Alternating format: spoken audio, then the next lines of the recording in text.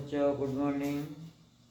आज हम लोग पढ़ेंगे, सूत्र में साबित करेंगे कि घन का आयतन भुजा क्यों होता है, कैसे।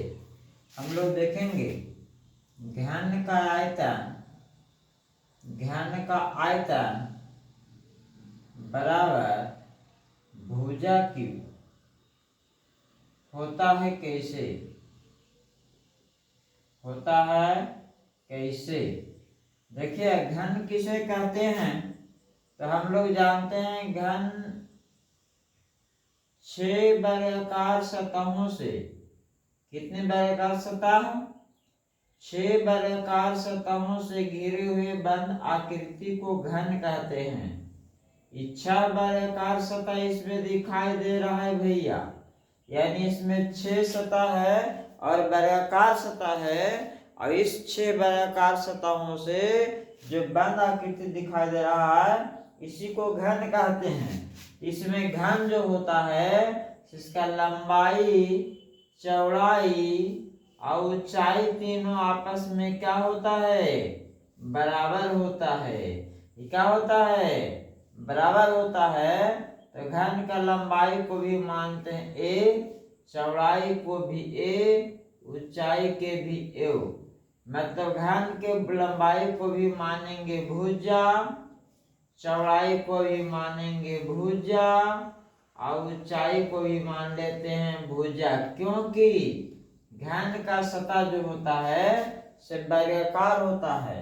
तो साबित करना है कि घन का आयतन बराबर भुजा क्यों होता है, कैसे। तो लिखेंगे घनाभ का आयतन बराबर, घनाभ का आयतन बराबर लेंगे घन का आयतन बराबर,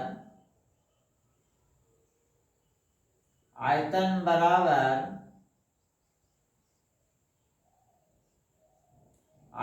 बराबर लंबाई गुने चौड़ाई गुने ऊंचाई, लंबाई गुने चौड़ाई गुने ऊंचाई।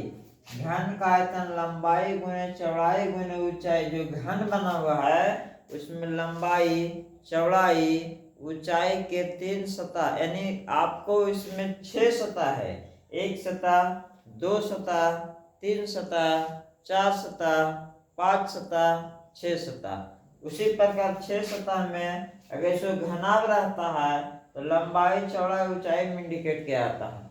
इसी प्रकार घन का आयतन क्या हो गया, तो लंबाई गुना चौड़ाई गुना ऊंचाई, परंतु लंबाई, चौड़ाई, ऊंचाई तीनों आपस में क्या है, बराबर है।